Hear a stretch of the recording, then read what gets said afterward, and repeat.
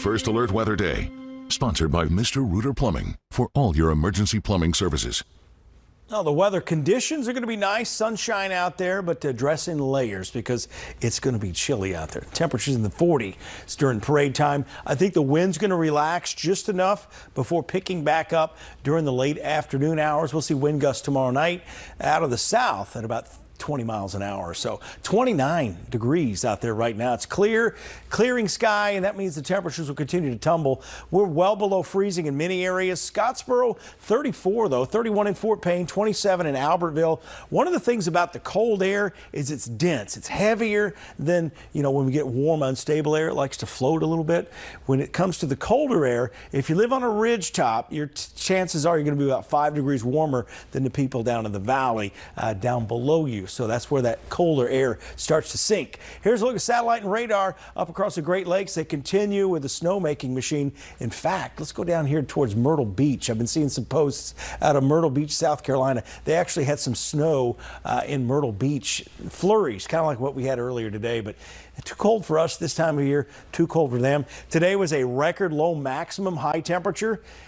38 degrees. That was it in the city of Huntsville. We'll be close to record lows overnight tonight, but they're down around 22 and 19 degrees. So 19 in Florence, 22 in Huntsville. It's going to be hard to get all the way down there, but it's definitely going to be a cold start to the day. But less wind will make it a little bit more tolerable. It's actually going to feel a little bit better than it did this morning. It was painful out there with those wind gusts earlier. Here are the winds tomorrow. Southwest at about 11 miles an hour at 2 o'clock, but we will start to see the wind gusts picking up late. We're getting that warmer air trying to kick this cold air out. It's going to take another 24 hours to do so. Tonight will be the last freeze we have in a while, though. So there's a change there. But the end of the growing season began today, and this is reinforcing it tonight. 5 o'clock in the morning, we're in the low to mid 20s, and we'll have a little frost out there, too. Sometimes the air can be too dry, actually, to have frost. So it'll be patchy out there, which is what we'll call it. 11 o'clock, about the time we start the parade.